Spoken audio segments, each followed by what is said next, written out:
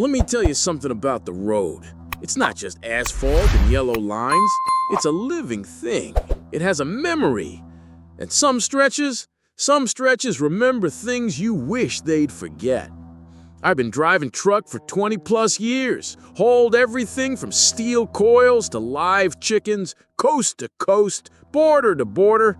I've seen things that would make a city boy's hair turn white, but nothing, and I mean nothing, compares to that one run I took through Minnesota in the dead of winter. They call it the frozen coast, that long, lonely stretch of two-lane highway that cuts west from Duluth toward the North Dakota line. It's a place where the world just runs out of things to be.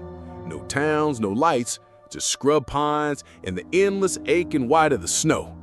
Now winter, cold was a different animal. Not just cold, it was a vicious, hateful thing. The kind of cold that feels like it's got teeth. My Kenworth was groaning under the strain, the diesel gelling up, the air on the lines freezing solid if I didn't keep the revs up. The radio said it was 30 below zero before the wind chill. With the wind? God only knows. It was like driving on the surface of another planet. I'd heard the stories, of course. You spend enough time in greasy spoon diners and late-night truck stops, you hear all the ghost stories the road has to offer. The phantom flatbed of the I-80, the weeping woman of the Grapevine Pass. Most of it's just bull, something to keep you awake when the coffee stops working. And this stretch had its own tale. The old-timers called it the Frozen Call. The story went like this. Years back, a young woman's car broke down in a blizzard on this very road. She left her car to find help and found one of those old, forgotten telephone booths standing by the side of the road like a glass tombstone. She was trying to call for her husband or her kids or whoever, but the cold got her first. They found her the next day, frozen solid in that booth, her hand still reaching for the receiver. The old boys at the stop in Fargo, they'd get this serious look in their eyes when they told it. They'd say that on the coldest nights, when the wind howls just right, her ghost comes back. She's still trying to make that call. They say the phone in that old booth will start ringing out there in the middle of nowhere. A ringing that no one can explain because the lines were cut decades ago. And the legend came with a warning, same as they all do. Don't you ever answer it. One old fella named Earl told me, his voice a gravelly whisper. If you pick up that phone, you're not talking to her. You're taking her place.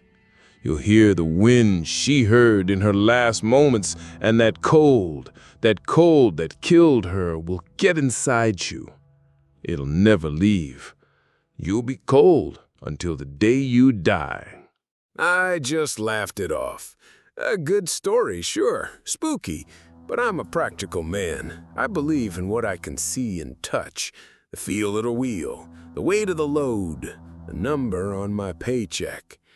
I was hauling a load of paper pulp to a mill up near the Canadian border. The drive up was brutal, but I made it. On the way back, deadheading with an empty trailer, the storm kicked up again. The sun was gone by 4 in the afternoon, replaced by a bruised purple sky that bled into a deep, starless black. The snow was coming down so thick, my high beams just reflected off a solid wall of white. It was just me, the roar of my engine, and the hypnotizing rhythm of the wipers fighting the losing battle. And then I saw it. Through the curtain of swirling snow, off to the right shoulder, a silhouette. Tall, narrow. It was a phone booth. The glass was so thick with frost, it glowed a faint, ghostly white in my headlights. It looked ancient, a relic from a time before cell phones, before the world got so connected. It shouldn't have been there. It felt wrong. I saw it, noted it, and kept my foot on the pedal. It was just a weird piece of roadside junk, a landmark for a story, nothing more. But as I passed, I swear I saw a flicker of light from inside, a pulse, like an old bulb trying and failing to spark to life. It was probably just a reflection, I told myself. Just my tired eyes playing tricks on me. But I couldn't shake the image. And as I drove on into the howling dark, a different kind of cold, one that had nothing to do with the temperature outside, started to crawl up my spine. Driving a big rig is hours and hours of nothing, punctuated by moments of pure adrenaline-soaked terror. This felt like the beginning of one of those moments, but slow, real slow.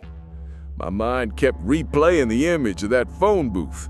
The frost patterns on the glass looked like grasping fingers. The faint light felt like a beckoning. I gripped the wheel tighter, my knuckles white. "Get a hold of yourself," I muttered to the empty cab. "You just spooked." I cranked up the radio trying to find a station, but all I got was static that hissed and popped like a fire trying to die in the snow. The static seemed to mix with the howl of the wind outside, creating this weird harmony that sounded almost like whisper. I drove for another 10 miles, maybe 15. The road was getting worse. The snow was drifting, creating these long skeletal dunes across the asphalt. My trailer, being empty, was starting to get squirrely, one to dance every time a gust of wind hit us. I had to slow down to a crawl. My world shrank to the small patch of road illuminated by my headlights. It was during a particularly nasty gust, one that slammed into the side of my rig like a physical blow and shoved me halfway onto the shoulder, that my engine coughed. Once, twice, that it sputtered and died. Silence. The only thing more terrifying than the roar of an 18-wheeler's engine in a storm is the silence when it suddenly goes away. It was a dead, suffocating quiet. The hiss of the air brakes was the only sign the truck was still alive. The wipers slapped to a halt mid-swipe, the heater fan whined and quit, and the cold, which had been held at bay by the truck's machinery, started to seep in instantly. I could feel it through the floorboards, through the glass. I tried the ignition. Nothing. Just a weak, pathetic click. Tried again. Click. God damn it! The cold had finally won. It had gotten into the heart of my machine and killed it. My first thought was the CB, and grab the mic. "Breaker 19, anyone got a copy on a southbound bear trap?" I called out, using old slang for my position. "Got a big rig down on the 2-lane west of Duluth. Anyone read me?" Only static answered. I tried again and again. The storm was too thick. No cell service out here. I already knew that. I was alone. Truly, utterly alone. The temperature in the cab was plummeting. Panic started to bubble in my chest, hot and sharp. Freezing to death was a real, tangible possibility. It was sitting in the passenger seat next to me. I sat there for what felt like an hour, cycling through my options. I had blankets, flares, but how long would that last? Walk in this? It was suicide. And then I heard it. It was faint at first, carried on the wind, a high-pitched metallic sound, rhythmic, steady. I held my breath. It wasn't the wind, it was a ringing. My blood went ice cold. I knew what it was. I knew exactly where it was coming from. Impossible to hear from this far, and yet there it was, a clear, sharp, insistent ringing, cutting through the howl of the blizzard. Ring, ring, ring. It was like it was inside my head. My rational mind, what was left of it, was screaming, "It's the wind. It's an acoustic trick. It's your brain, starved of oxygen, starting to shut down." But the other part of me, the old primal part that listens to stories around a fire, knew better. The ringing didn't stop. It got louder, more urgent. It was a demand, a summons. Every instinct, every bit of common sense, every warning from every old-timer I'd ever met screamed at me to stay put, lock the doors, wrap myself in blankets and pray for daylight. But the alternative was sitting here and slowly freezing to death.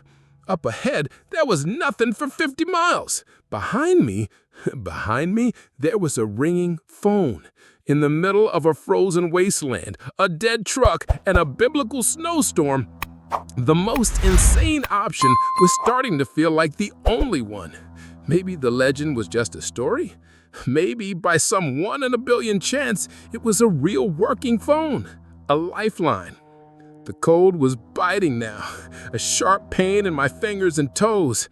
I had to choose, die here in silence or walk back towards that impossible sound. I grabbed my heaviest coat, a flashlight, and I pushed open the door. The wind tore it out of my hand and slammed it against the cab. As I stepped out into the blinding, freezing chaos, the ringing seemed to come from everywhere at once. It was pulling me back down the road. The walk back was a special kind of hell. The wind was a solid wall, trying to push me back. The snow was already up to my knees. With every step, I fought the drifts, sinking and stumbling.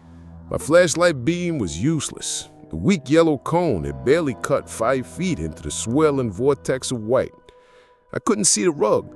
I was navigating by memory and by that sound, that goddamned ringing. It never stopped. It was my only landmark in a world that had lost all its edges. It seemed to drill right into my skull, an ice pick of a sound.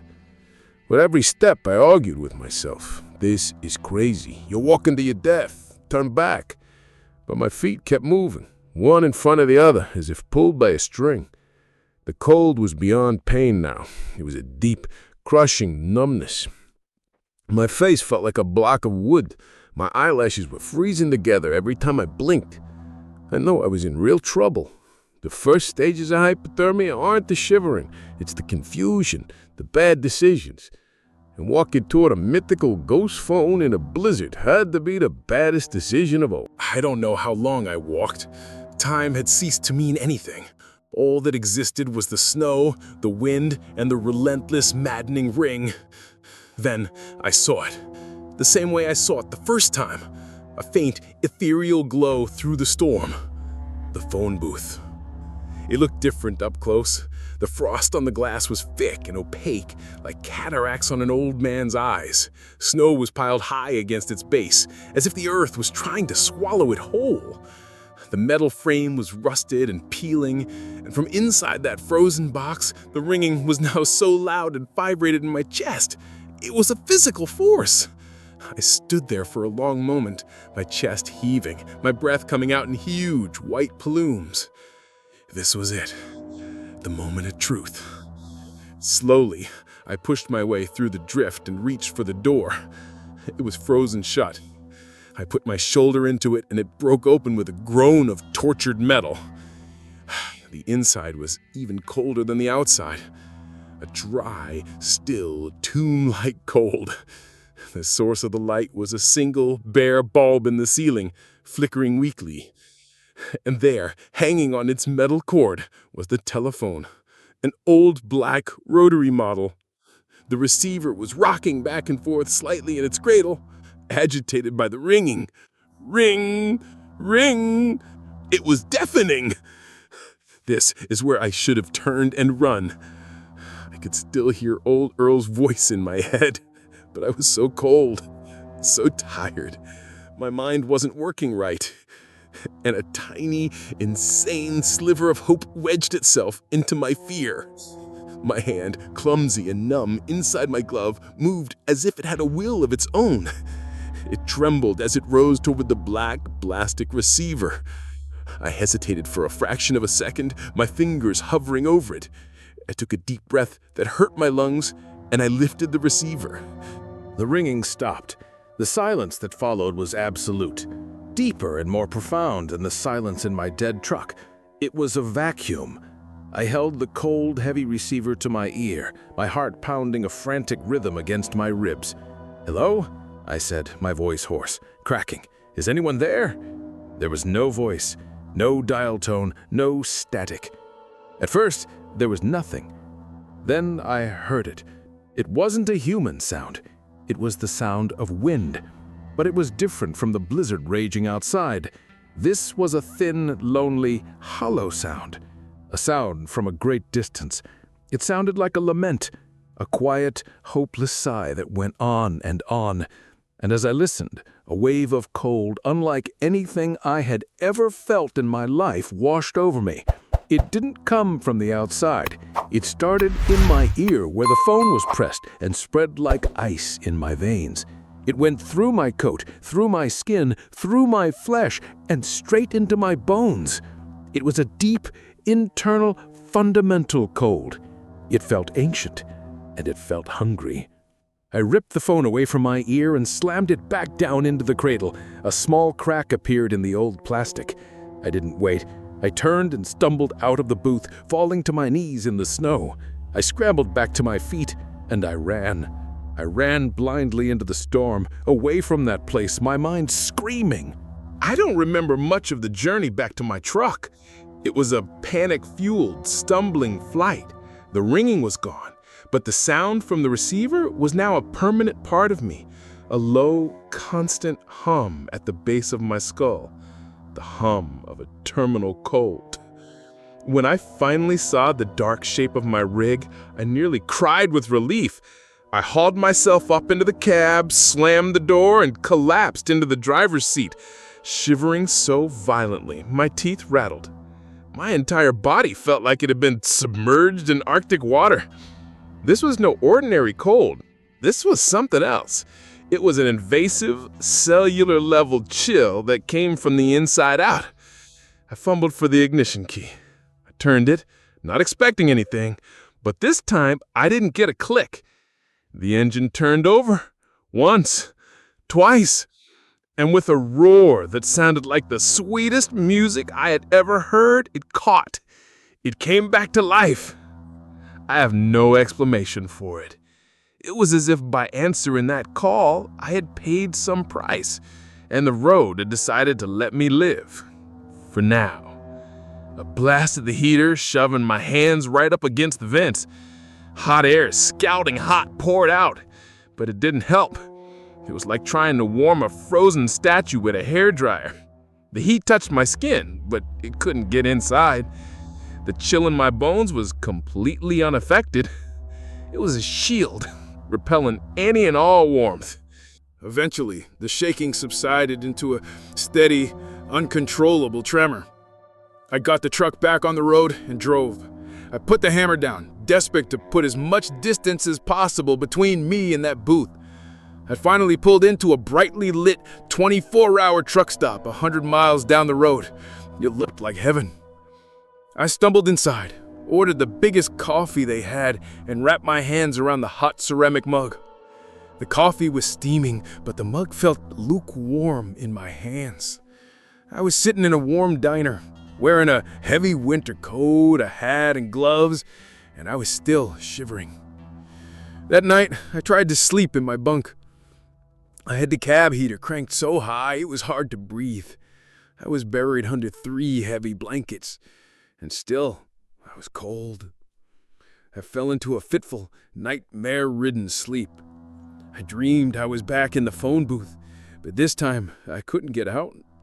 The door was frozen solid, and the glass was a thick wall of ice. I held the phone to my ear, and instead of the wind, I heard the faint, distant sound of a woman crying. I woke up gasping, my body drenched in a cold sweat, the chill deeper than ever. The next few days were the same.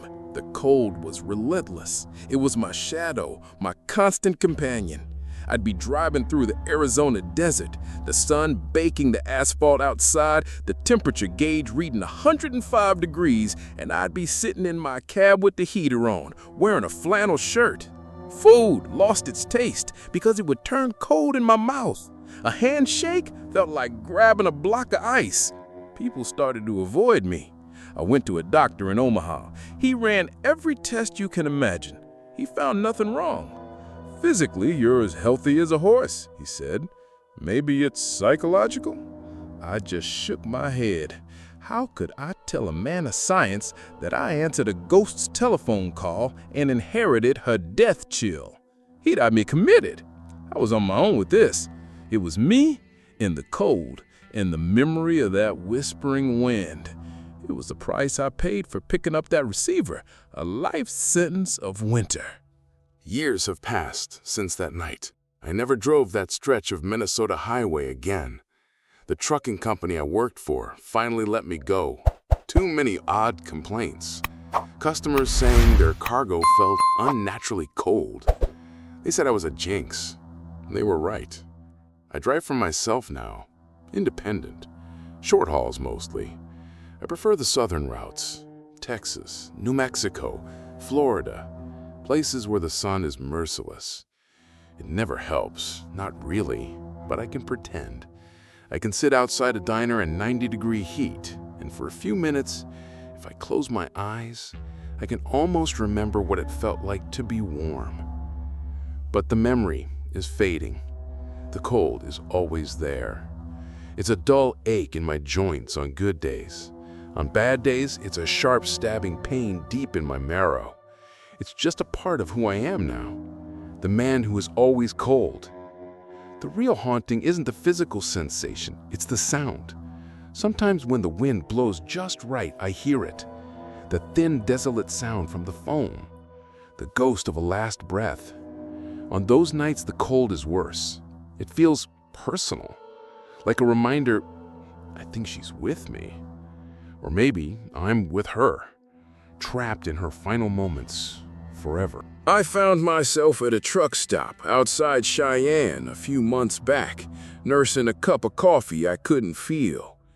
A couple of young drivers, full of spit and vinegar, were talking loudly at the counter. One of them was bragging about a priority run he'd just picked up, straight through the upper Midwest.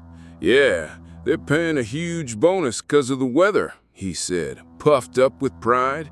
Gotta cut straight across Minnesota. Gonna be cold as a witch's kiss, but the money's too good to pass up. And before I knew what I was doing, I heard my own voice, low and raspy. Watch out for that old 2-lane west of Duluth, I said. They both turned and looked at me, this pale, tired old man huddled in a jacket in a warm diner. There's a phone booth out there, I continued, and I could hear Earl's voice in my own. Sits all by itself. If you're out there on a real cold night and you hear it ringing, you drive on. You put your foot to the floor and you don't look back. You don't ever answer it. The young drivers just laughed. What's gonna happen, old-timer? Bad connection? I looked down into my cold coffee. I could see the reflection of a haunted man. I had become one of the old boys at the truck stop. I was the cautionary tale now. Something like that, I said quietly. I stood up, my joints protesting, and walked out into the cool night air. A breeze picked up, and for a moment I could have sworn I heard a high, lonely sound carried on it. The whisper of wind over a forgotten wire. I pulled my jacket tighter, but it did no good. The chill wasn't in the air. It was in me. And I knew, with a certainty that was as cold and hard as a granite tombstone, that it would be with me until the day they put me in the ground, and maybe even after.